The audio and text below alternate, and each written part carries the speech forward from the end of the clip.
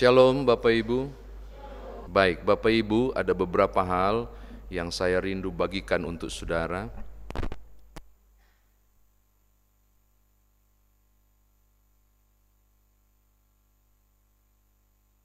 Kalau saya bertanya, andai kata waktu Bapak Ibu punya anak laki-laki dulu lahir, lalu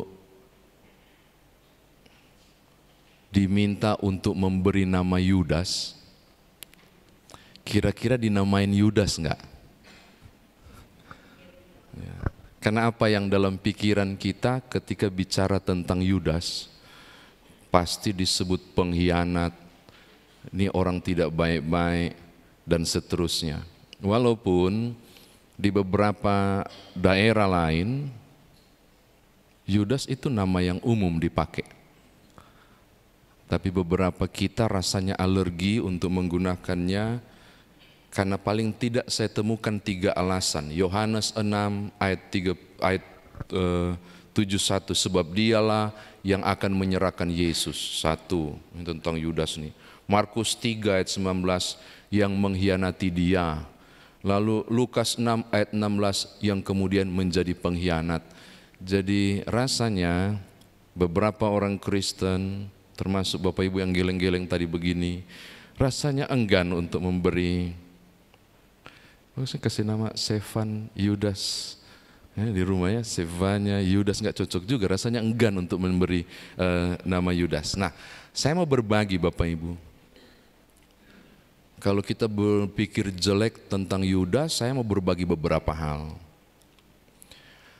Dalam bahasa Yunani itu dia disebut Yodas, itu bahasa Helenis, itu nama orang.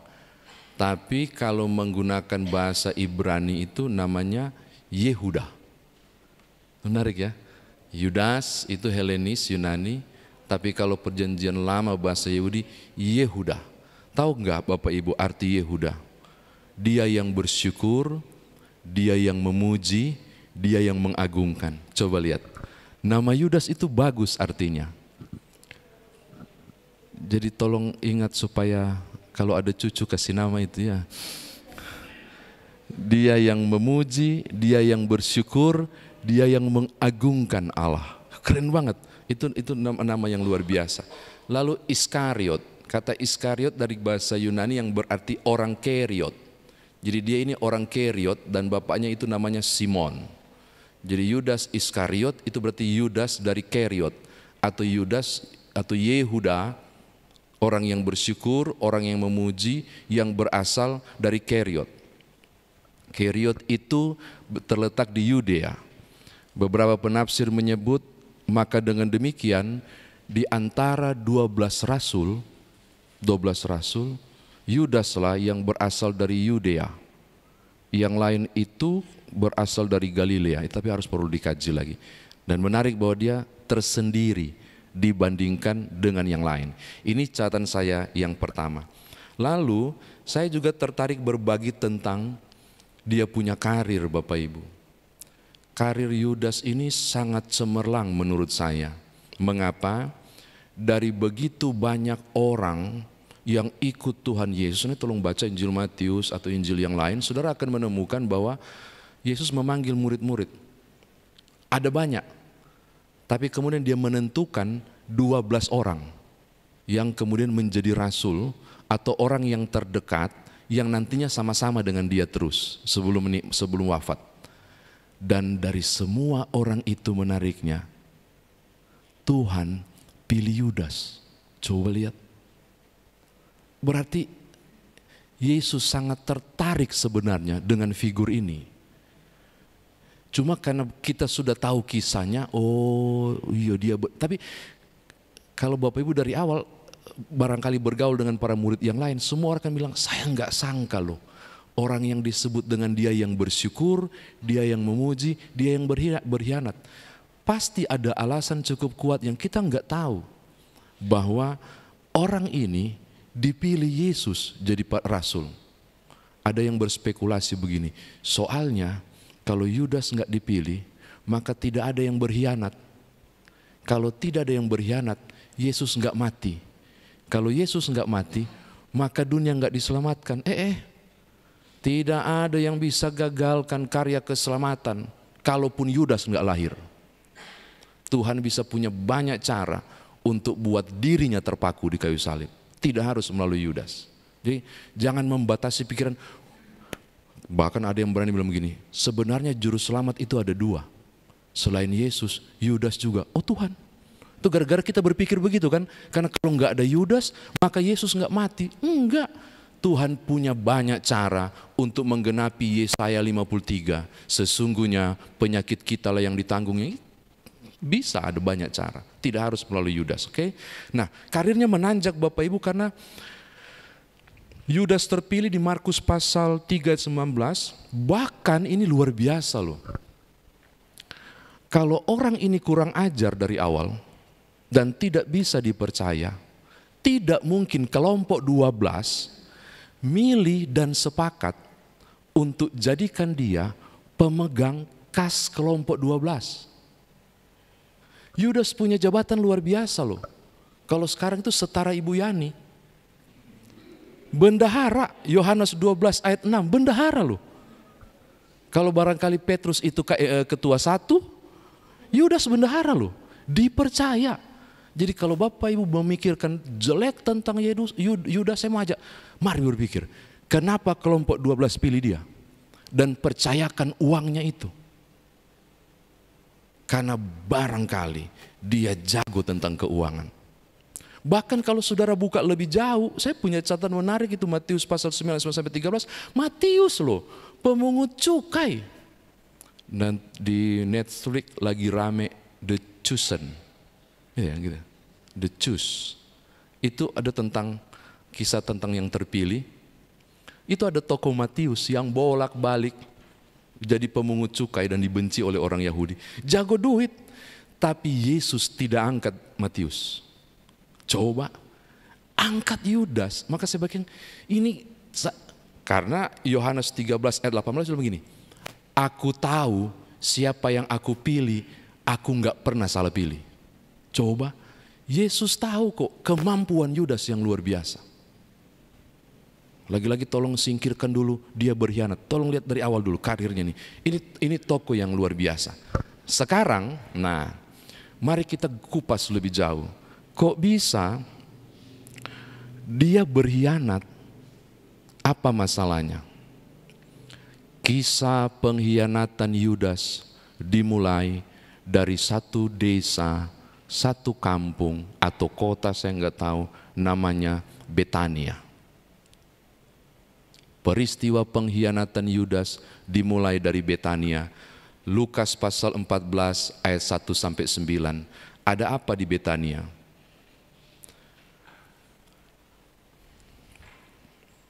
Seorang perempuan bernama Maria yang berasal dari Magdala. Magdala itu kota ramai, tempat pertemuan kota-kota yang lain. Jadi terminal bus, jalur darat yang sangat ramai, tapi juga dekat pesisir. Di kota itu tempat orang singgah, termasuk para sopir-sopir lah kalau kita anggap begitu, atau mereka yang melintas cukup jauh, maka disiapkanlah tempat-tempat minuman keras, tempat pesta di situ untuk senang-senangkan diri, kan itu pusat kota. Nah, salah satu pengerja malam itu namanya Maria dari Magdala, yang saudara kenal dengan Maria Magdalena. Orang bilang dia pelacur atau apa? Enggak, dia pengerja malamnya, menyajikan segala macam itu. Tiba-tiba dia masuk, merebahkan kakinya di kaki Yesus. Lalu dia mengambil sekendi minyak narwastu yang mahal. Lalu dia tuangkan di kaki Yesus dengan air matanya. Lalu membasuhnya dengan rambutnya itu. Orang protes. Dan satu laki-laki yang sangat lantang berdiri dan protes dan marah, dia bilang begini, Kalau ini disebut bukan pemujaan, tapi ini disebut pemborosan luar biasa. Dia bilang, narwastu itu mahal Bapak Ibu. Makanya kaget, makanya ada yang tegur dia. Ini pemborosan. Harusnya uang ini, daripada kau beli narwastu, tuangkan ke Yesus, harusnya bisa dipakai untuk kasih makan para janda. Saya selalu ingatkan ya, janda Israel tidak ada yang kaya. Susah. Dan anak-anak terlantar, harus itu. Bapak Ibu tahu siapa yang protes itu? Dan sangat lantang itu. Itu ada di Yohanes 12 ayat 1 sampai 8. Ketika dikonfirmasi, ternyata yang protes itu di Markus pasal 14 ayat 1 sampai 9 dan ayat 10. Yudas. Yudas yang marah. Mengapa? Dugaan cukup kuat saya. Kalau dia sangat sensitif soal duit, ini orang ekonom. Dia pasti benar-benar punya profesi di bidang keuangan. Maka hitungannya sangat cerdas pemborosan ini. Jadi dia sangat concern dengan itu. Sangat concern. Yudas memarahi Maria Magdalena.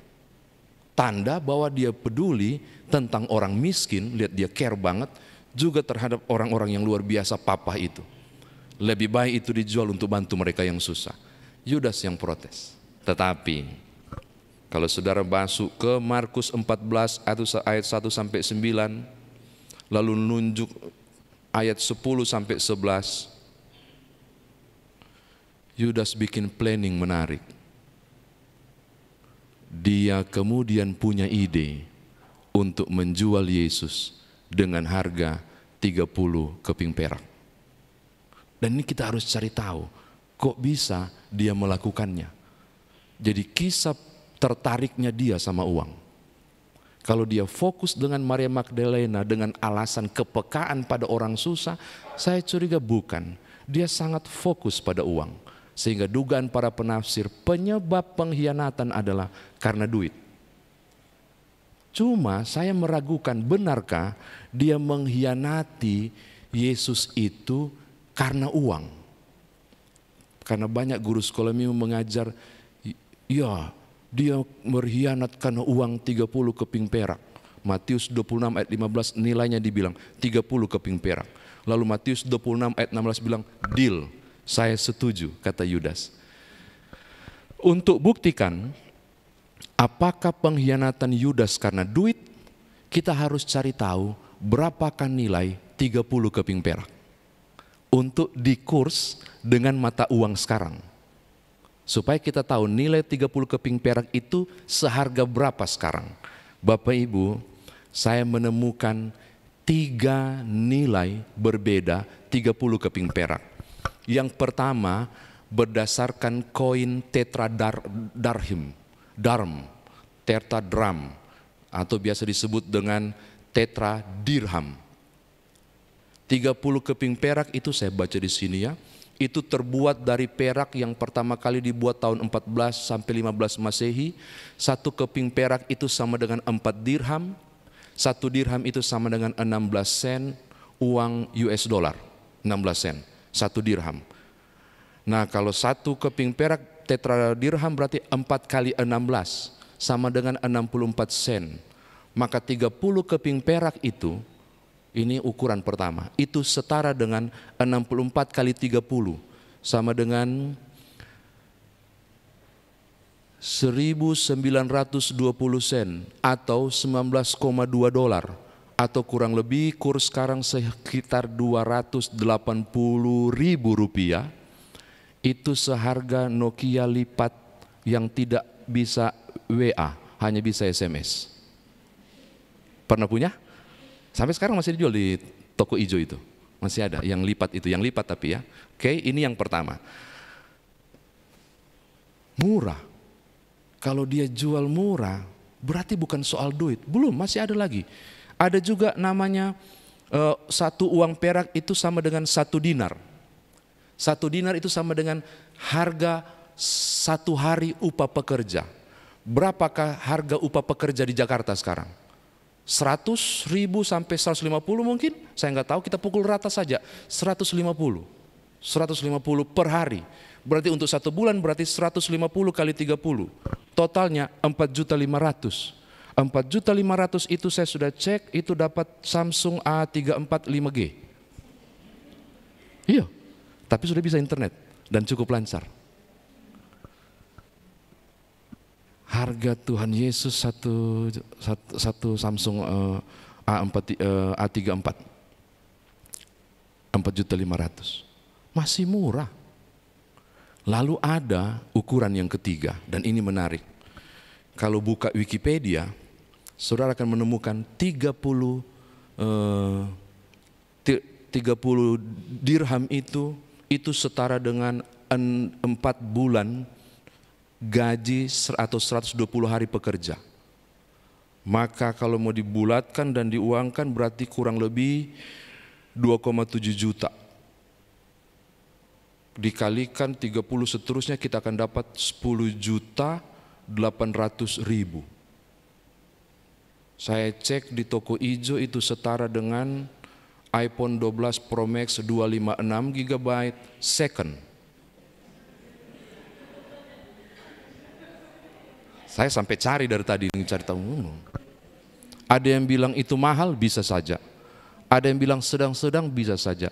Ada bilang murah, bisa saja. Maka dugaan saya ini bukan cuma soal uang. Kita harus cari tahu kenapa orang terpilih ini sampai berkhianat. Kalau cuma untuk uang, teganian dia untuk menjual seharga itu. Enggak mungkin lah makan tidur loh sama-sama dengan Yesus. Paling tidak nilai persahabatan tidak mungkin senilai itu. Pasti lebih mahal. Berarti ada sesuatu yang tidak beres. Saya menemukan alasan yang lain, Bapak Ibu. Gerakan Selot begitu kuat pada waktu itu. Kemungkinan besar, barangkali, Yudas adalah salah satu aliran patriot yang rindu membebaskan bangsanya dari jajahan Romawi.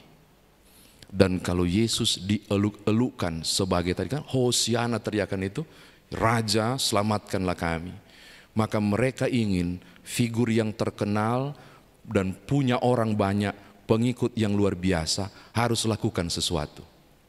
Maka upayanya adalah dia harus pegang kendali Yesus. Dia harus bertakhta, dia harus perjuangkan Israel, dia yang gerakkan massa supaya kemudian orang-orang memihak padanya, pemberontakan terjadi, Romawi goyang. Jadi strateginya adalah strategi politis, tapi enggak mempan. Dari awal bicara tentang kasih dan tidak mau melakukan apapun, maka logikanya kemungkinan seorang politis luar biasa bermain. Kita paksa dia, kita buat dia terpojok. Pasti dia akan gunakan kuasa ilahinya, karena selama 3 tahun saya tahu dia punya kuasa. Maka Yudas mengupayakan taktik ini untuk membuat Yesus menderita. Saudara tahu? Bukannya dia memberontak dari pikul salib dan menunjukkan kuasa keilahiannya. Apa yang terjadi? Justru Yesus Kristus merelakan diri, kemudian mati. Itu gagal total. Sampai kemudian langkah yang dia buat adalah gratis, Bapak Ibu. Tidak ada lagi langkah lain. Ketika dia lihat Yesus tidak melakukan sesuatu, dalam kesadaran, kok jadi seperti ini guruku, kok jadi begini orang yang kuhormati. Langkah yang dia buat adalah mengambil tali di kayu mati, menggantungkan diri, dan kemudian tanah tempat dia mati disebut dengan tanah darah atau Hakaldama.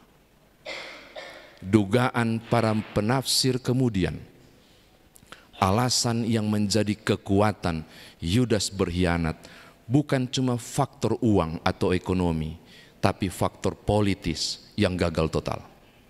Yudas tidak sempat untuk kemudian melihat karyanya lolos. Ini hal ketiga. Hal yang keempat, masih penasaran tentang Yudas. Saya gali lebih jauh. Dia ini sebenarnya siapa? Bapak Ibu tolong buka Yohanes 17 ayat 12. Yohanes 17, nanti kasih tanda aja ya, saya tidak perlu tunggu Bapak Ibu selesai buka. Yohanes 17 ayat 12 bilang gini, dia yang ditentukan untuk binasa. Dia yang ditentukan untuk binasa. Kurang bermakna. Tapi kalau pakai King James Version, Bapak Ibu akan menemukan terjemahan the son of perdition. Atau teks aslinya itu hohulos tes apoleis, yang berarti kebinasaan. Jadi Yudas itu diberi gelar bukan untuk binasa, salah.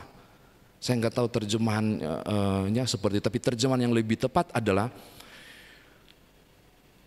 anak kebinasaan. Ada anak orang Ambon nggak di sini? Kalau orang Ambon tuh pasti ngerti anak kebinasaan. Kalau anak kecuping alus nih, pernah dengar? Tuh. Anak spanggal, kayak begitu. Anak kebinasaan nih, anak kebinasaan satu ini. Kayak gitu.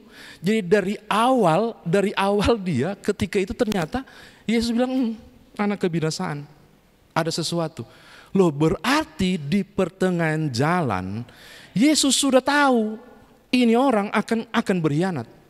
Pertanyaannya, kenapa Yesus membiarkan dia berkhianat? Seakan-akan Yesus menjadikan jalan Yudas untuk penggenapan karya agung Allah. Dan nanti akan benar orang bilang berarti juru selamat ada dua. Saya mengkaji lebih jauh Bapak Ibu, saya menemukan Yohanes 13 ayat 21 dan 26. Itu Yohanes 13 itu Bapak Ibu harus baca dari ayat-ayat awal. Itu Yesus basuh kaki mereka satu-satu. Semua. Setelah selesai dibasuh, dia ngomong begini, aku tahu bahwa malam ini ada orang di antara kalian yang menyerahkan aku. Ngomong. Ayat 26, sebelum ayat 26 Petrus gelisah, bukan saya kan. Ayat 26 bilang, kasih tanda cukup kuat. Dia yang mencelupkan roti di pingganku ini, maksudnya di cawanku ini, dialah yang berkhianat. Bener, Yudas tiba-tiba ambil roti. Memang dia nggak dengar ngomongan tadi, dia dengar. Loh, itu ruangan tertutup kok. Dia sengaja celup begini. Pas dia sengaja celup begini, ayat berikutnya saudara akan menemukan Yesus mengatakan, lakukan apa yang kau rencanakan. Pergi dia. Apa maksud saya? Sejak masuk di lantai 2 itu, melalui pembasuhan kaki, pastoral sudah dilakukan oleh Tuhan Yesus. Penyindiran halus sudah dibuat untuk membuat orang ini jangan sampai jadi kebinasaan. Untuk buat orang ini jangan sampai tidak diselamatkan. Diucapkan dengan sangat bersahabat. Tapi Alkitab bilang, saya temukan ayat luar biasa loh Bapak Ibu. Yohanes 13 ayat 27. Dirasuk dia sama setan ternyata. Habis di pastoral itu. Dan langsung dia pergi. Dan bertransaksi dengan mahkamah agama. Maka saya sampai pada titik yang menarik tentang Yudas. Pada awalnya, dia bukan pribadi yang berniat mengkhianati Yesus. Kasihan ya. Pada awalnya, dia terlihat sebagai pribadi yang sangat berpotensi dan dipercaya oleh kelompok 12. Ternyata faktor luar dan faktor dalam sangat berpengaruh. Faktor dalam soal cinta uang. Faktor luar adalah faktor lingkungan. Ketika rindu memerdekakan orang Israel dari Romawi. Ternyata dua faktor itu membuat orang yang sangat dipercaya itu, orang yang sangat diyakini punya potensi itu, berbalik 180 derajat untuk tidak mengikuti alur mainnya gurunya, tapi dia bisa membuat arahnya sendiri dan menjual Yesus. Kalau kemudian saudara berpikir bahwa Yudas pribadi yang tidak layak, saya berani mengatakan sesungguhnya Sejak awal tidaklah demikian. Dia adalah pribadi yang tersesatkan. Karena terkonfirmasi di Yohanes 13 ayat 27, iblis turut ambil bagian. 3 penyebab, faktor dalam, faktor luar, baru iblis menabuh gendang dan dia turut menari di dalamnya. Demikian Bapak Ibu, saya kira firman Tuhan ditafsirkan bagi kita. Sekarang di Sabtu Sunyi ini, Sabtu Teduh itu Bapak Ibu berasal dari Injil Matius pasal 27 ayat 61. Saya bacakan ya. Tetapi Maria Magdalena dan Maria yang lain tinggal di situ, duduk di depan kubur itu.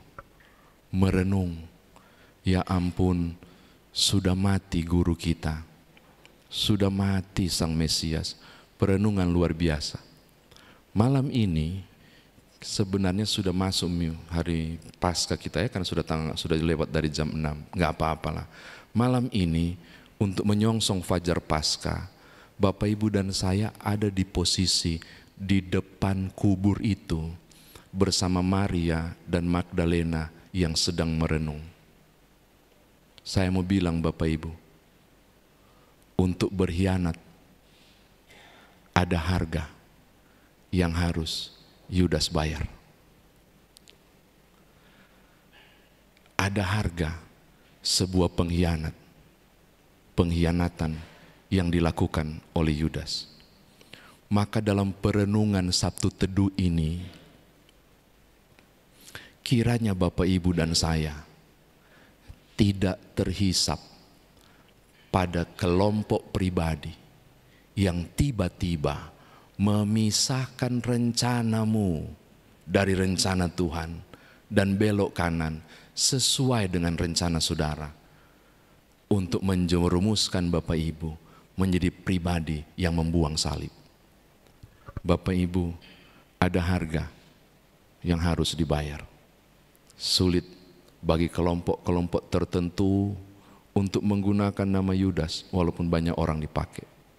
Nama itu selalu terkontaminasi dengan standar yang dipakai. Dia adalah pengkhianat.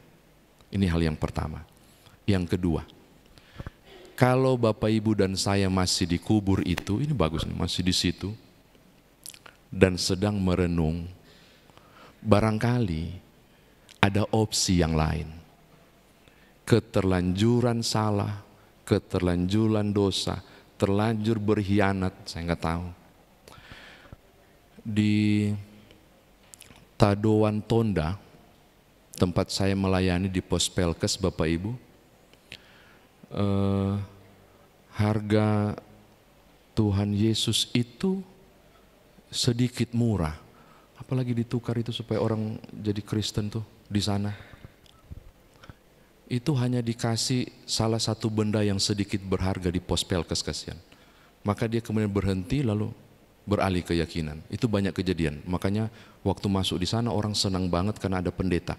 Sebab cukup bertahun-tahun mereka nggak punya pendeta. Dan banyak, saya masuk itu, orang senang banget karena ada pendeta akhirnya.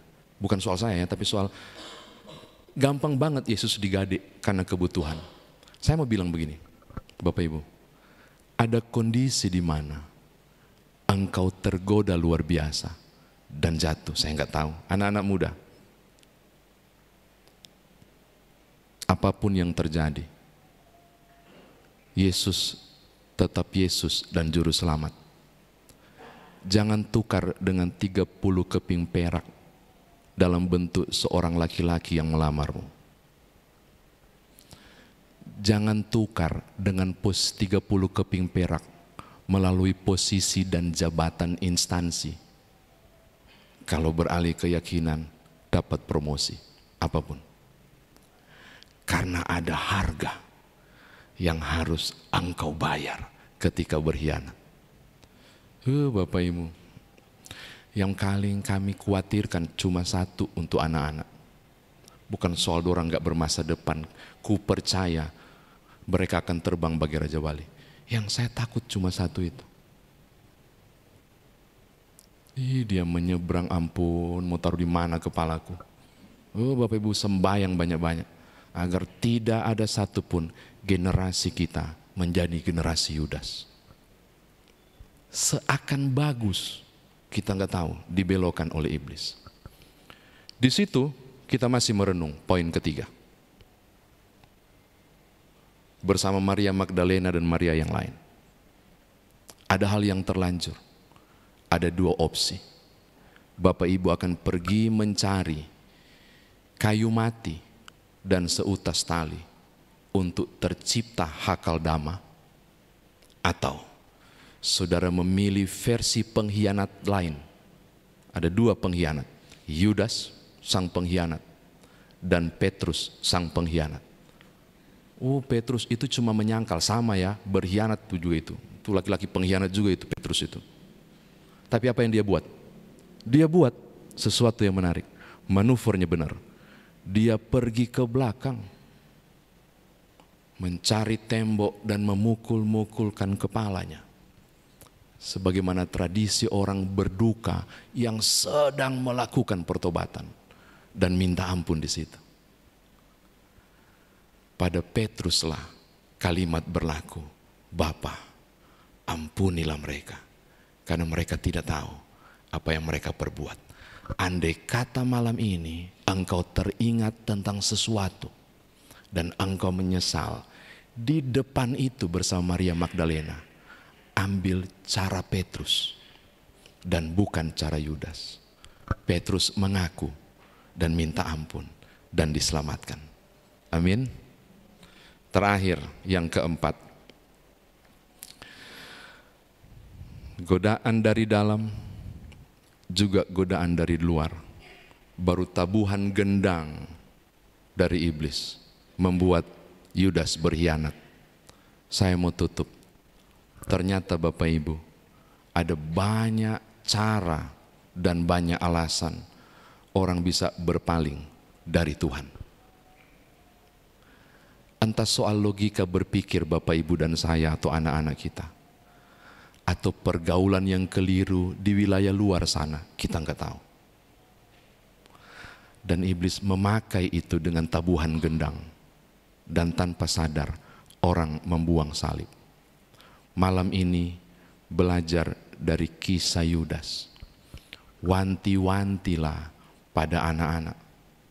Sambayang, tikang lutut, berdoa buat mereka. Agar ketika mereka pergi jauh ke sana, barangkali sekolah, di luar pengawasan loh Bapak Ibu, atau bergaul di sana, mereka tidak pernah menemukan teks-teks tertentu atau orang-orang yang pintar bersilat lidah dan mempengaruhi mereka dan meninggalkan Tuhan. Aduh, orang tidak tahu Bapak Ibu. Ternyata ada banyak faktor yang membuat Yudas kemudian berkhianat. Tugas saya dan Bapak Ibu, minta Tuhan terlibat untuk kawal anak-anak kita pada jalan lurus, supaya dia tidak disebut sebagai anak kebinasaan. Mari belajar dari Yudas. Tuhan berkati Bapak Ibu. Amin.